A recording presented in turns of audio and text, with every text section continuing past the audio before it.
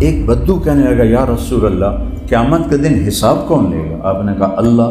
واہ واہ، موجاں ہی موجاں۔ آپ نے کہا ما یحملک علی قولک بخن بخن، تو کیڑی گل تو آخر ہیں موجاں ہی موجاں؟ کہ یا رسول اللہ ان الکریم اذا قدر عفا، کریم تے سخی بادشاہ ناپتے بھی چھوڑ دیندہ ہے۔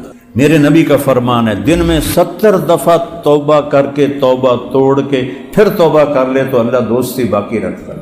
کوئی ناراض ہو جائے اس کو منانے جاؤ تو آگے بڑھ کے دروازہ کھولے گا یا کہے گا ایسے کہو دفعہ ہو جائے، میں نے ملنا ہی نہیں۔ اور میرا اللہ کہتا ہے من تقرب الی تلقیتہ من بعید، جو مجھے راضی کرنے کے لیے آتا ہے، گناہوں پہ پشیمان ہو کے آتا ہے میری بارگاہ میں آگے بڑھ کے اس کا استقبال کرتا ہوں۔ میرے نبی نے کیا کہا؟ رو، رونا نہیں آتا تو شکل ہی رونے والی بنا لو۔ سبحان اللہ۔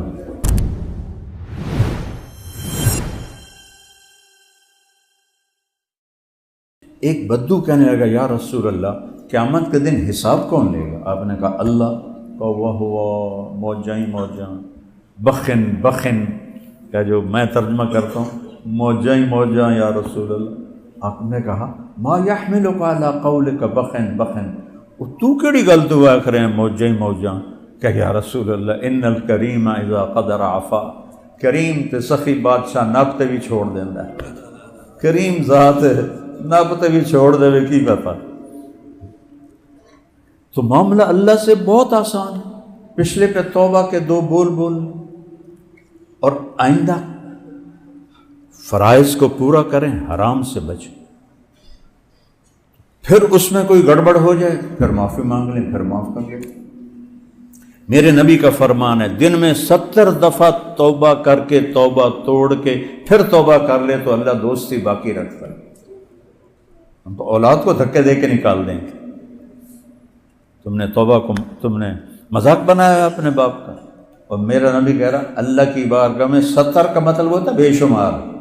یہ 10 نہیں ہوتا، 70 کا مطلب عربی میں ہوتا ہے بے شمار۔ اللہ جب جاؤ گے اللہ کہے گا جاؤ معاف، جتنی دفعہ جاؤ گے اللہ کہے گا جاؤ معاف۔ کوئی ناراض ہو جائے اس کو منانے جاؤ تو آگے بڑھ کے دروازہ کھولے گا یا کہے گا ایسے کہو دفعہ ہو جائے، میں نے ملنا ہی نہیں۔ اور میرا اللہ کہتا ہے من تقرب الی تلقیتہ من بعید، جو مجھے راضی کرنے کے لیے آتا ہے، گناہوں پہ پشیمان ہو کے آتا ہے میری بارگاہ میں آگے بڑھ کے اس کا استقبال کرتا ہوں۔ جو ہے ہی بے نیاز، انتم الفقراء واللہ هو الغنی، وہ کہتا میں آگے بڑھ کے استقبال کرتا ہوں۔ اللہ اکبر۔ تو فرائض پورے کر کے 4 کام کر لو۔ صدق و حدیث، ہمیشہ سچ بولو، جھوٹ نہ بولو۔ حفظ و امانت، کسی کو دھوکہ نہ دو، دیانتداری سے کام کرو۔ ہمارے ہر شعبے میں خیانت گھس گئی ہے، وڑنے گئی، گھس گئی۔ 2 نمبری خیانت، 2 نمبری خیانت۔ سچ بولو نمبر 1، دیانتداری نمبر 2، تیسرا اخلاق اچھے کرو، کسی کو تکلیف نہ دو، چوتھا رزق حلال کماؤ، جنت سیدھی ہے۔ اس میں ہو جائے کوئی گڑبڑ تو توبہ کر دو، پھر معاف کر دو۔ وہ نہیں سنا جس نے 99 قتل کیے، 99۔ سب سے بھاری سزا 2 آدمیوں کی ہے اہل ایمان میں، ایک قتل ناحق کرنے والا، ایک سود کھانے والا، دینے والا نہیں، کھانے والا، سود کھانے والا سب سے خوفناک سزا ہے۔ قتل ناحق سب سے خوفناک سزا ہے۔ اس 99 مار چھڑے، پھر اسے خیال ہے توبہ کرا۔ وہ کسی صوفی صاحب کو ٹر گئے، صوفی صاحب میں 99 بندے مار بیٹھا، میری توبہ ہے۔ اسا کہ توبہ توبہ تیری توبہ کیوں ہو سکتی؟ اسا کہ 99 بھیڑا جا لگتا 100 تا کرن چک وہ بھی لا چھڑ دی، 100 پورے کر لیے۔ پھر اس کو خیال ہے میں توبہ کروں، تو مفتی احمد علی صاحب جیسے مفتی کے پاس گیا کہ حضور میں 100 بندے مار چکا ہوں، میری توبہ ہے۔ تو توبہ کون روک سکتا ہے بے وقوف؟ ہر وقت توبہ قبول ہے، لیکن توبہ کی ایک شرط ہے کہ پکی ہو۔ تو یہ جو تیری بستی ہے نا، یہ ساری ہے مجرموں کی، تو یہاں رہے گا تو پکا نہیں رہے گا۔ وہ اگلی بستی نیک لوگوں کی ہے، ادھر چلا جا، تیری توبہ پکی ہوگی، تیرا گناہ بھی معاف ہو جائے گا۔ اس نے کہا میں نے اللہ معاف کر دے، میں اپنا گھر چھوڑ دینا۔ اس نے اپنا چھوٹا موٹا بوریا بستر اٹھایا اور اس گاؤں کی طرف چل دیا۔ ابھی تھوڑا ہی دور گیا تھا تو اچانک موت کا جھٹکا لگا۔ اس نے دیکھا کہ کم نیڑے تو اس نے سے چھلانگ لگائی، تو اس کے ہاتھ آگے ایسے تھے اور پاؤں پیچھے تھے، اس حال میں اس کی موت آئی۔ اللہ نے ہمیں سنانے دکھانے کے لیے اللہ نے کیا کہانی چلائی، اللہ نے دونوں فرشتے بھیج دیے، دوزخ کا بھی جنت کا بھی۔ تو دوزخ والے کہنے لگے ساڈا قیدی ہے، مجرم ہے، حالی اتنے پہنچے ہی نہیں نیکاں دے کول۔ تو جنت والے کہنے لگے یہ گھر چھوڑ چکا ہے اور ادھر جا رہا ہے، اس کی نیت ہے، لہٰذا اس کی نیت پہ فیصلہ ہے، یہ جنتی ہے۔ اب دونوں فرشتوں میں تکرار ہو رہی، تو اللہ نے تیسرا فرشتہ بھیجا، جاؤ فیصلہ کرو۔ انہوں نے پوچھا جی کیا فیصلہ کرو؟ کون سے کہو زمین ناپو، اگر گھر کے قریب ہے تو دوزخ والے لے جائیں، اگر اس نیکوں کی بستی کے قریب ہے تو جنت والے لے جائیں۔ جب ناپنے لگے تو گھر کے قریب تھا، اس بستی سے دور تھا، اللہ نے گھر کی طرف کی زمین سے کہا پھیل جا، اور ادھر کی زمین سے کہا سکڑ جا۔ ہر شے تو اللہ دی تے اللہ دے قبضے۔ جب انہوں نے ناپا تو گھر سے دور ہو گیا، اس گاؤں کے قریب ہو گیا، اللہ نے کہا جنت میں ڈال، ہم دیکھ لیں گے۔ یہ جو کہتے ہیں نا اللہ حقوق العباد معاف نہیں کرے گا، حقوق اللہ چاہے جس کے معاف کر دے، اللہ کو قدرت ہے، یہ تمہیں حقوق العباد کی حدیث سنائی، چاہے حقوق العباد معاف کر دے چاہے حقوق اللہ معاف کر دے، اللہ کو پابند نہیں کر سکتے، نہ ہی کرنے کی جرت کرنی چاہیے۔ رحمتی وسعت کل شیء، جس کو چاہے معاف کر دے۔ اس سے بڑا واقعہ بخاری شریف، ساری حدیث کی بڑی کتابوں میں یہ واقعہ ہے، خطا ہو گئے یا اللہ معاف کر، پھر ہو گئے یا اللہ معاف کر، اللہ ہر دفعہ خوشی سے معاف کرے گا۔ تو ایک ہم توبہ کر لیں، نیت کرتے ہو تو کہو میرے ساتھ یا اللہ میری توبہ، پھر کہو یا اللہ میری توبہ، پھر کہو یا اللہ میری توبہ۔ لو اگر دل سے کہا ہے سب معاف، باقی تفصیل مفتیوں سے پوچھ لینا۔ تو جس نے توبہ پکی کر لی ہے مبارک ہو، سب معاف ہو صاف۔ پھر کوئی دھبا لگ جائے پھر کہنا یا اللہ معاف کر۔ میرے نبی نے کیا کہا، رونا نہیں آتا تو شکل ہی رونے والی بنا لو، سبحان اللہ۔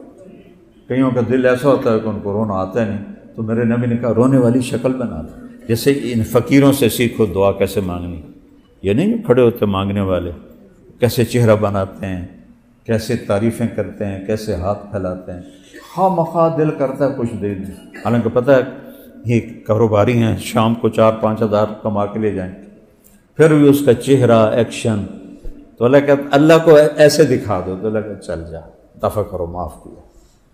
اور بھائیو نماز قضا ہو جائے تو سونے سے پہلے اس کی قضا پڑھ کے سو۔ سر پہ زیادہ چڑھ جائیں تو پھر مفتیوں سے پوچھو کہ کیا کرنا ہے، لیکن آج کوئی قضا ہے تو شام کو پڑھ لو، دوپہر کو پڑھ لو، رات کو پڑھ لو، اگلے دن پڑھ لو۔ روزے چھوٹ گئے ہیں کسی وجہ سے، بعد میں آہستہ آہستہ رکھ لو۔ اور بیمار ایسا ہے کہ رکھ ہی نہیں سکتا، پھر اس کو معاف ہو جاتے ہیں۔ حج میں بیمار ہے، حج معاف ہو جاتا ہے، نماز معاف نہیں ہوتی۔ اگر معاف ہوتی تو حسین کو کربلا میں ہوتی، ان کا سر تو کٹے گا، نماز نہیں چھوٹے گی۔ اور دنیا سے جاتے ہوئے میرے نبی نے کہا الصلاۃ الصلاۃ الصلاۃ، تو سارے بھائی اس کی نیت کرو، نماز نہیں چھوڑنی ہے، اور نماز کو مسجد میں باجماعت پڑھنا ہے، علماء سے رابطہ رکھنا ہے، اپنی زندگی کے مسائل ان سے پوچھ کے چلو تاکہ صحیح راستہ ملے، صحیح۔ وہ میں ایک وہ اپنا ہی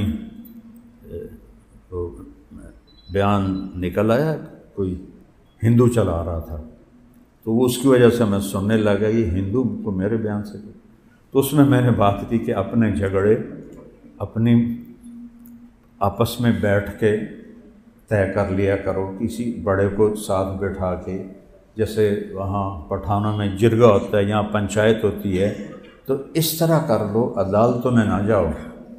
تو وہ تبصرہ کرنے لگا اے مولوی وکیلاں دی روزی تے لت مار رہا ہے۔ کسی بھی ملک کی تباہی بھوک سے نہیں آتی، ظلم سے آتی۔ کوئی قوم اس لیے تباہ نہیں ہوئی کہ ان کے پاس روٹی ختم ہو گئی۔ جتنی قومیں تباہ ہیں، جتنے آج تباہ ہو رہے ہیں، ظلم کے پیچھے۔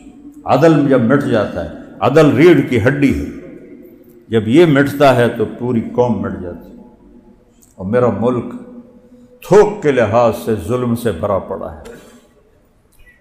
اللہ کوئی عدل کی فضا قائم کر دے، اور اللہ سے مانگو کہ اللہ ہمیں مرنے سے پہلے پہلے ہم سے راضی ہو جائے۔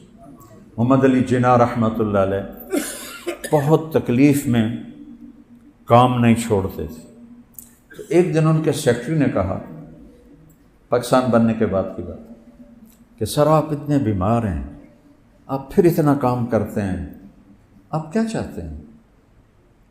ٹی بی تھی نا، تو ٹی بی کا تو کوئی علاج کوئی نہیں تھا، تو وہ تو انگریزی بولتے تھے، کہنے کہ دیکھو میں یہ چاہتا ہوں جب میں اللہ کے پاس حاضر ہوں تو اللہ مجھے کہے well done mister Jinnah, well done,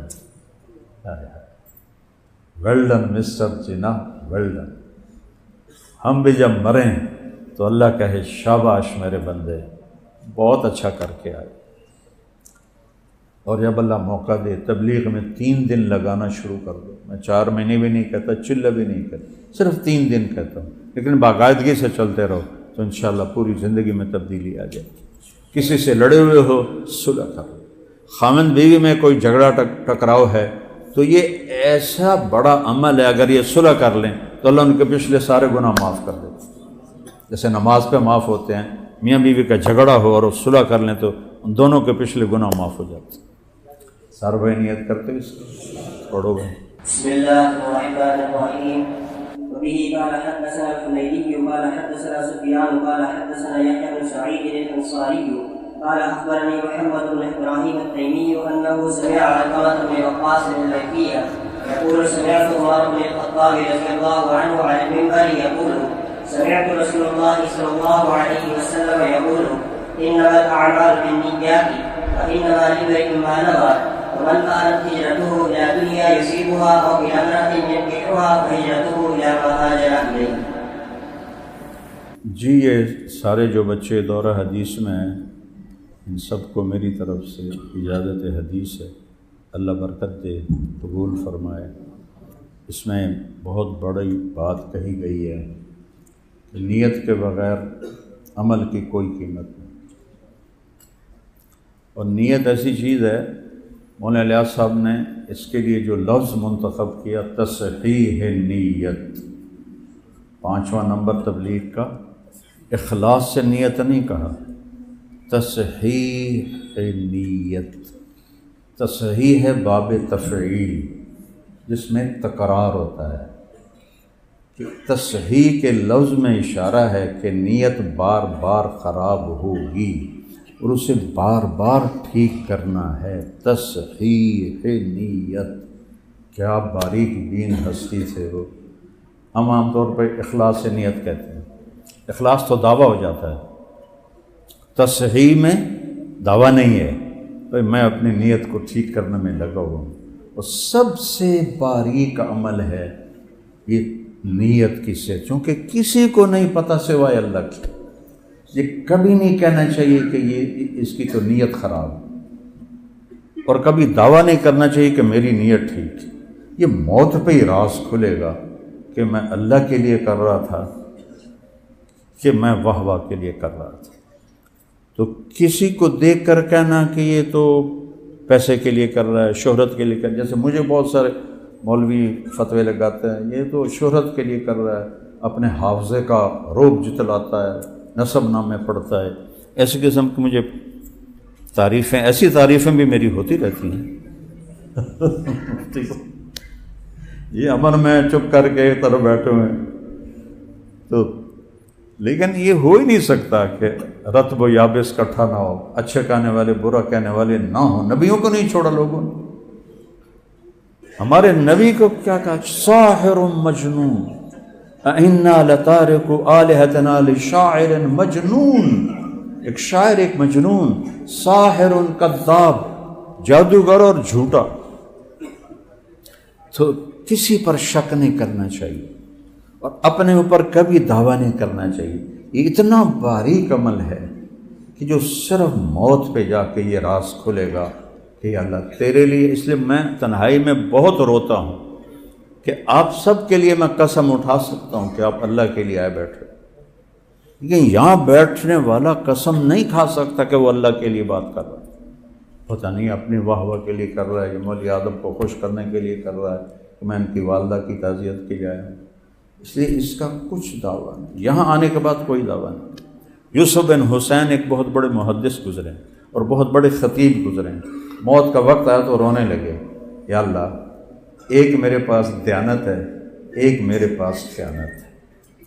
دیانت تو یہ ہے جو میرے اور تیرے بندوں کے درمیان ہے کہ میں نے انہیں تیرا پیغام صحیح صحیح سنایا ہے، اس میں کوئی کھوٹ نہیں، اور ایک میری خیانت ہے جو میرے اور تیرے درمیان ہے کہ میں تیرے حق میں خیانت کرتا رہا ہوں، میری دیانت کے بدلے میری خیانت کو معاف کر دے۔ اور روتے ہوئے انتقال ہو گیا۔ خواب میں اپنے ایک ساتھی کو ملے، انہوں نے پوچھا کیا ہوا؟ کہ اللہ نے مجھے کھڑا کیا اور پوچھا یوسف موت کے وقت کیا کہا تھا تم نے؟ تو انہوں نے کہا یا اللہ میں نے یہ کہا تھا، ایک دیانت ہے کہ لوگوں کو تیرا پیغام صحیح پہنچائے، ایک خیانت ہے کہ تیرے ساتھ معاملہ ٹھیک نہیں رکھا۔ کہا یوسف تیرا یہ ایک بول مجھے اتنا پسند آیا کہ چل جنت میں چلا گیا۔ نہ ان کی حدیث کا ذکر کیا، نہ ان کی تصوف کا ذکر کیا، نہ ان کے مواعظ کا، نہ تیرا یہ بول مجھے پسند آ گیا تو میں نے تجھے معاف کیا۔ تو یہ جڑ ہے، یہ نیت نوا سے ہے۔ نوا گٹھلی کو کہتے ہیں، گٹھلی کے بغیر درخت وجود میں نہیں آتا۔ یہ حنفیوں نے تھوڑی سی وہ نکالی شک کہ بھائی چلو اجر نہیں ملتا پر عمل ہو جاتا ہے، لیکن میں امام شافعی کے ساتھ عمل بھی نہیں ہوتا اجر بھی نہیں ہوتا۔ اب میں ذمہ دار ہوں، گٹھلی کے بغیر درخت اگا سکتا ہوں؟ آموں کے باغ ہیں تو پھو کر کے آم دا بوٹا کٹ سکنا، گٹھلی کے بغیر تو درخت نہیں ہوتا۔ نوا کا مادہ، نیت کا مادہ نوا سے ہے، نوا گٹھلی کو کہتے ہیں۔ تو یہ لفظ بتا رہا ہے کہ نیت کے بغیر وجود نہیں ہو سکتا۔ باقی اللہ کرے حناف کی بات صحیح ہو کہ کم از کم حاضری تو ہو جائے، لہذا میں ان کے ساتھ ہوں، عقلاً میں امام شافعی کے ساتھ، عقیدتاً ان کے ساتھ۔ تو اپنی نیت کو تصحیح ہر وقت ٹھیک کرنا، ہر وقت ٹھیک کرنا۔ ایک لمحے میں تو ہاتھوں سے نکل جاتی، ایک لمحے میں، تو لہذا ہر وقت تصحیح تصحیح تصحیح تصحیح، یہاں تک کہ موت آئے اور ہم اپنی نیت ٹھیک کرتے کرتے اللہ کے پاس چلے جائیں۔